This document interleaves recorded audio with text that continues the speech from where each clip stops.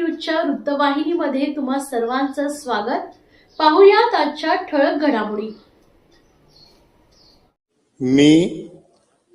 मी सुनेत्रा अजित पवार गांभीर्यपूर्वक प्रतिज्ञा करते की कायद्याद्वारे स्थापित झाले आहे अशा भारताच्या संविधानाबद्दल मी खरी श्रद्धा व निष्ठा बाळगीन। मी भारताची सार्वभौमता व एकात्मता उन्नत राखीन। मी महाराष्ट्र राज्याची उपमुख्यमंत्री म्हणून माझी कामे निष्ठापूर्वक व ससद्विवेक बुद्धीने पार पाडेन आणि संविधान व कायदा यानुसार सर्व तऱ्हेच्या लोकांना मी गांभीर्यपणे व निपक्षपातीपणे तसेच कोणाच्याही विषयी ममत्वभाव किंवा आकस न बाळगता न्याय वागणूक देईन। मी सुनेत्रा अजित पवार गांभीर्यपूर्वक प्रतिज्ञा करते की महाराष्ट्र राज्याची उपमुख्यमंत्री म्हणून माझ्या विचारार्थ आणली जाईल किंवा मला ज्ञात होईल अशी कोणतीही बाब अशी उपमुख्यमंत्री म्हणून माझी कामे यथायोग्य पार पाडण्यासाठी आवश्यक असेल ते खेरीज करून एरवी मी कोणत्याही व्यक्तीला किंवा व्यक्तींना प्रत्यक्षपणे वा अप्रत्यक्षपणे कळवणार नाही किंवा त्यांच्याकडे उघड करणार नाही। धन्यवाद।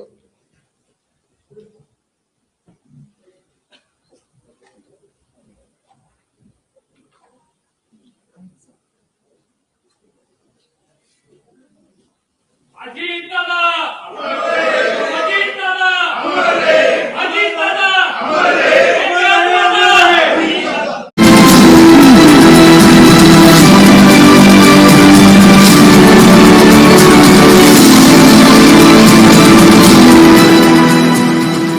ठाणे शहरातील आध्यात्मिक आणि सांस्कृतिक जीवनात एक ऐतिहासिक पर्व जोडले जात आहे। ठाणे पश्चिम येथील साकेत रोड बाळकुम येथे उभारण्यात आलेल्या सर्वात मोठ्या त्रिमंदिराचं उद्घाटन भव्य त्रिदिवसीय प्राणप्रतिष्ठा समारंभानं उत्साहात सुरू झालं असून आज सकाळी त्याचा उद्घाटन सोहळा पार पडलाय। शुक्रवार 3 जानेवारी ते रविवार 1 फेब्रुवारी 2026 या कालावधीत पार पडत असलेल्या या सोहळ्यात भक्ती, चिंतन आणि आध्यात्मिक ऊर्जेचा संगम अनुभवायला मिळणार आहे। महावीर जैन ट्रस्टने, दादा भगवान फाउंडेशनच्या सहकार्याने आणि ठाणे महानगरपालिकेच्या पाठिंब्याने उभारलेले हे त्रिमंदिर केवळ प्रार्थना स्थळ न राहता एक समावेशक आध्यात्मिक केंद्र म्हणून विकसित करण्यात आलंय। सर्व धर्मामधील एकता, परस्पर आदर आणि सहअस्तित्व या मूल्यांचं प्रतीक म्हणून हे मंदिर संपूर्ण राज्यासाठी एक महत्वाचा आध्यात्मिक मैलाच ठरणार आहे। या त्रिमंदिराचं वैशिष्ट्य म्हणजे एकाच व्यासपीठावर श्री सिमंदर स्वामी, भगवान शिव आणि भगवान कृष्ण यांच्यासह इतर 25 पूजनीय देवतांची स्थापना श्रद्धा आणि तत्वज्ञानाच्या या दुर्मिळ संगमातून सर्व धर्माची आध्यात्मिक समानता आणि सामाजिक सलोखा अधोरेखित होतो। या त्रिमंदिराचं शुक्रवारी 3 जानेवारी रोजी मोठ्या थाटात उद्घाटन सोहळ्याला प्रारंभ झाला असून येथील देवतांच्या दिव्य मूर्तींचा अभिषेक परमपूज्य दीपक भाई, धार्मिक नेते, पंडित आणि जैन भिक्षूंच्या उपस्थितीत करण्यात आला आहे। उद्घाटन प्रसंगी उपमुख्यमंत्री एकनाथ शिंदे, ठाणे महापालिका आयुक्त सौरभ राव, महावीर जैन ट्रस्टचे अध्यक्ष अजय आशर, विश्वस्त दीपक भेडा, एमसीएचआयचे अध्यक्ष सचिन मिराणी, माजी एमसीएचआयचे अध्यक्ष जितेंद्र मेहता यांच्यासह असंख्य भक्तजन उपस्थित होते। उद्घाटन प्रसंगी महाराष्ट्र राज्याचे उपमुख्यमंत्री एकनाथ शिंदे यांनी त्रिमंदिराचे कौतुक करताना ठाणे नेहमीच विविधतेला सामावून घेणारं शहर राहिलंय। त्रिमंदिराने विविध धर्मांच्या लोकांना एकत्र आणून एकता आणि सुसंवादाची भावना अधिक दृढ केले। हे मंदिर केवळ उपासनेचे नसून संपूर्ण मुंबई महानगर प्रदेशासाठी अभिमानाचा विषय आहे असं मत व्यक्त केलंय। यावेळी आशर ग्रुपचे अध्यक्ष, व्यवस्थापकीय संचालक तसेच महावीर जैन ट्रस्टचे व्यवस्थापकीय विश्वस्त अजय आशर यांनी सांगितले की ठाणेकरांसाठी आजचा दिवस अभिमानास्पद आहे। त्रिमंदिराच्या उभारणीमुळे ठाणे शहराचा लौकिक वाढलाय। हे भव्य आणि दिव्य त्रिमंदिर सर्वसमावेशक मंदिर रेकॉर्ड वेळेत बांधलं गेलंय। साकेत बाळकुम रोडवरील या भव्य त्रिमंदिराचा भूमिपूजन समारंभ 3.5 वर्षापूर्वी राष्ट्रीय स्वयंसेवक संघाचे प्रमुख डॉक्टर मोहन भागवत यांच्या हस्ते झाला होता। संगमरवरी बांधलेल्या या सर्वव्यापी त्रिमंदिरात जैन तीर्थकर आणि हिंदू देवतांच्या मूर्ती आहेत। 3 दिवसाच्या समारंभात पारंपरिक विधी, पवित्र अभिषेक, आध्यात्मिक प्रवचने आणि भक्तीपर चर्चा आयोजित करण्यात आलं असून विविध धर्मांचे भाविक मोठ्या संख्येने येथे गर्दी करत असल्याचं चित्र पाहायला मिळत आहे। नमस्कार। हमारे ठाणे शहर के आध्यात्मिक इतिहास में एक नया अध्याय जुड़ने जा रहा है, जो हम सभी के लिए बहुत गर्व और खुशी की बात है। दादा भगवान से प्रेरित निष्पक्षपाती त्रिमंदिर अब माजीवाड़ा में ग्लोबल हॉस्पिटल के पास बनकर तैयार है। विशेष बात यह है कि ठाणे महानगर पालिका, महावीर जैन ट्रस्ट और दादा भगवान फाउंडेशन के संयुक्त सहयोग से इस भव्य मंदिर का निर्माण पूरा हुआ है। यह मंदिर केवल एक इमारत नहीं, बल्कि भारतीय संस्कृति की एकता का प्रतीक है। यह जैन, वैष्णव और शैव इन तीनों प्रमुख धाराओं का संगम हुआ है। ठाणे में पहली बार इतना विशाल मंदिर बनाया गया है। श्रद्धालु एक ही छत के नीचे भगवान सिमंदर स्वामी, भगवान श्री कृष्ण और भगवान शिव के दर्शन कर सकेंगे। यह एक ऐसा पवित्र स्थान है जहाँ भक्ति की कोई सीमा नहीं है। यह मंदिर सबका है, जहाँ हर किसी की श्रद्धा का सम्मान होता है। प्राण प्रतिष्ठा और ज्ञान विधि समारोह के साथ एक नए युग की शुरुआत हो रही है। विश्वास है कि यह त्रिमंदिर भविष्य में धर्म और अध्यात्म का एक बड़ा केंद्र बनेगा और यहाँ से विश्व कल्याण का संदेश पूरी दुनिया में फैलेगा।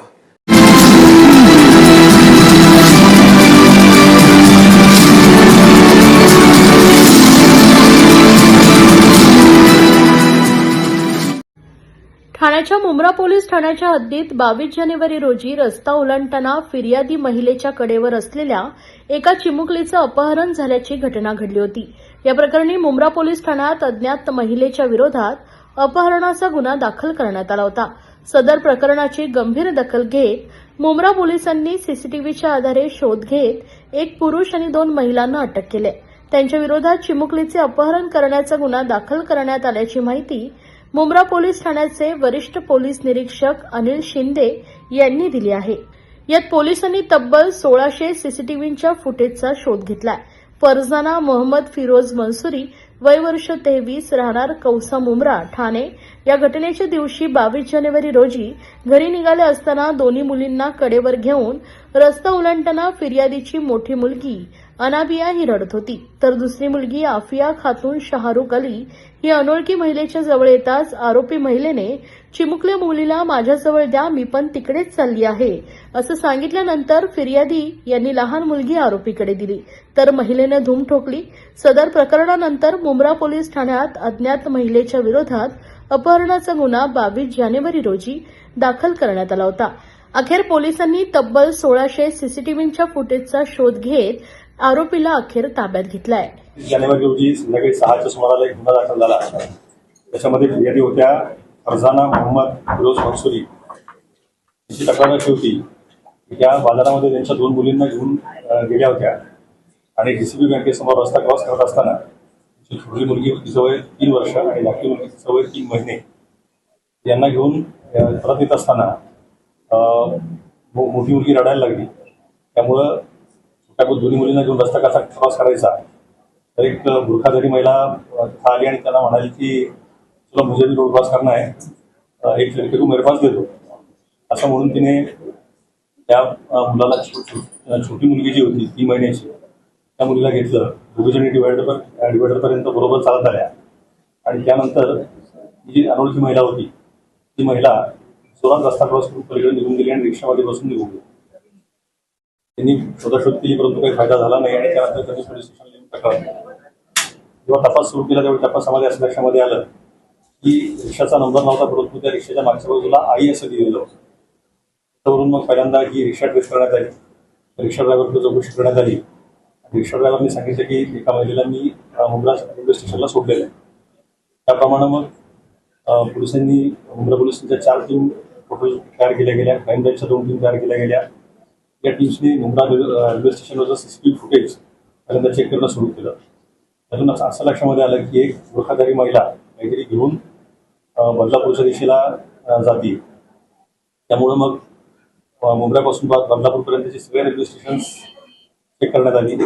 एक महिला बदलापूरला उतरली असं दिसलं। त्यानंतर जाऊन आपण खात्री केली आणि खात्री केल्यानंतर असं लक्षामध्ये आलं की ही महिला ही नाही आहे, केवळ बुरखा असल्यामुळं ते असा हे झाला होता। त्यानंतर पुन्हा तपास मोजा घेऊन थांबला। मग मुंब्रा रेल्वे स्टेशनमधल्या सगळ्या सीसीटीव्हीचं पुन्हा एकदा बारकाईने निरीक्षण केलं त्यावेळी असं लक्षामध्ये आलं की प्लॅटफॉर्म नंबर 2 वर एक महिला त्यामध्ये मुलं एक बाळाला घेऊन येते. त्या बाळाचा सॉक्स पायाच्या बाजूला दिसतोय. एका माणसाला भेटतीये, त्यांना अजून एक महिला येऊन भेटतीये आणि त्यानंतर एक महिला परत निघून जाते स्टेशनच्या बाहेर आणि त्यानंतर एक ती महिला आणि तिच्याबरोबरचा माणूस इकडं CST लोकलमध्ये बसतात आणि मुंबईच्या दिशेला निघतात. त्यानंतर मग मुंबईकडची आपण सगळी रेल्वे स्टेशन चेक केली. ठाणे रेल्वे स्टेशनला ती महिला उतरल्याच्या नंतर निष्पन्न झालं ती महिला आणि पुरुष आणि त्यानंतर पुढचा बाकी काही प्रेस लागायला तयार नव्हता. परत तपास जी महिला मुंबईमध्ये निघून गेली होती त्या महिलेच्या दिशेने सुरू झाला. पूर्ण CCTV फुटेजेस पुन्हा चेक केली आणि चेक केल्यानंतर असं लक्षामध्ये आलं की शादी महल हॉल रोडला इंशानगरला ती महिला उतरलेली आहे. परंतु त्या भागामध्ये अनेक बिल्डिंग्स आहेत आणि सगळ्याच भागामध्ये काही CCTV कव्हरेज नाही आहे. परंतु गोपनीय बातमीदार आणि त्यानंतर बाकी सगळ्या सोर्सेसचा वापर करून या महिलेला निष्पन्न करण्यात आलं. या महिलेचं नाव निघालं नसरीना शेख. या नसरीना शेखला चौकशी केली त्यावेळी तिने असं सांगितलं तिची बहीण आणि तिचा मेहुणा हे दोघं मुलाला आले होते त्यांना सांगता आणि तिला त्यांनी प्लॅटफॉर्मला बोलवून घेतलं होतं हे सांगण्यासाठी की तुम्ही सरप्राईज दिखाने वाली रेल्वे स्टेशन पे आजा. आणि त्यानंतर मग जेव्हा ती तिकडे गेली त्यावेळी सरप्राईज म्हणजे काय तर 3 महिन्याचं बाळ दाखवलं. बाळ दाखवल्यानंतर घाईघाईने ही लोकं निघून गेली. मग त्यानंतर बहीण आणि मेहुणा हे कुठे विचारल्यानंतर मग त्यानंतर असं लक्षामध्ये आलं की हे मूळचे याचे आहेत खेटरी जिल्हा अकोला. त्यानंतर आपण अकोल्याला टीम पाठवली खेटरी गावामध्ये आणि त्यानंतर ते लहान बाळ आणि त्याचबरोबर दोघेही नवरा बायको आरोपी यांना आपण ताब्यामध्ये घेतलेलं आहे.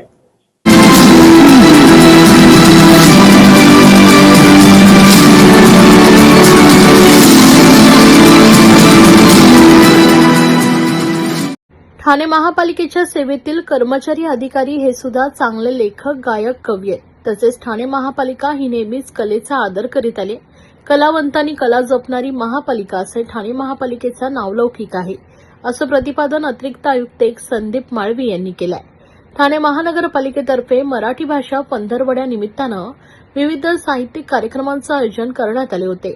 या शृंखलेतील कवी संमेलन दिनांक 27 जानेवारी रोजी कैलासवासी नरेंद्र बल्लाळ सभागृहात पार पडलाय. या कार्यक्रमास उपायुक्त उमेश बिरारी, उपमाहिती जनसंपर्क अधिकारी प्राची ढिंगणकर यांच्यासह महापालिकेच्या विविध विभागातील कर्मचारी मोठ्या संख्येने उपस्थित होते. यावेळी अतिरिक्त आयुक्त संदीप माळवी यांनी उपस्थित कवींचे स्वागत केले. पत्रकार आणि कवी अशी दुहेरी जबाबदारी सांभाळून न्यूजलेस कविता असा लोकप्रिय कार्यक्रम करणाऱ्या चमूला या निमित्तानं काव्य संमेलनासाठी आमंत्रित करण्यात आले होते. गझलकार सुनील तांबे, वृत्तनिवेदिका आणि कवयित्री यामिनी दळवी, पत्रकार कवी सुरेश ठमके, पंकज दळवी आणि प्रशांत ढिंगणकर यांनी कवी संमेलनात एकापेक्षा एक भावविभोर कविता सादर करून उपस्थितांची मनं जिंकल्यात. कधी प्रेम, कधी उपहासात्मक वर्तमानावर बोट ठेवत, कधी व्यथा, वेदना, जीवन संघर्ष, जीवनातील शाश्वत सत्य, तर कधी नर्म विनोद अशा मानवी भावभावनांचा आविष्कार असणाऱ्या कविता या निमित्तानं या कवींनी सादर केल्यात. गझल, हायकू, मुक्तछंद, वृत्तबद्ध आणि चारोळी असे कवितेचे विविध प्रकार हाताळणाऱ्या या कवींनी कवितेचा समृद्ध इतिहास या निमित्तानं उलगडून दाखवलाय. गिरण गावातील कामगारांचा आवाज असलेल्या नारायण सुर्वे यांच्या जन्मशताब्दी वर्षानिमित्ताने त्यांचे स्मरण करून आणि प्रजासत्ताक दिनाच्या निमित्तानं महामानव भारतरत्न डॉ. बाबासाहेब आंबेडकर यांना अभिवादन करून हे कवी संमेलन संपन्न झालंय.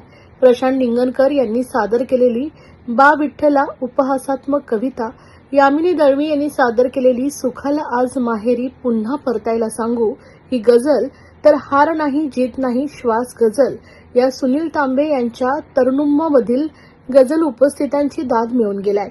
पंकजा दळवी यांच्या नर्म विनोदी कवितांमुळे सभागृह हर्ष आणि टाळ्यात भरून गेले. या होत्या आजच्या ठळक घडामोडी. अशाच राजकीय, सांस्कृतिक, क्रीडा क्षेत्रातील बातम्या पाहण्यासाठी पाहत रहा विजन महाराष्ट्र न्यूज ही वृत्तवाहिनी. विजन महाराष्ट्र न्यूजच्या फेसबुक चॅनलला व युट्यूब चॅनलला फॉलो आणि सबस्क्राईब करा. धन्यवाद.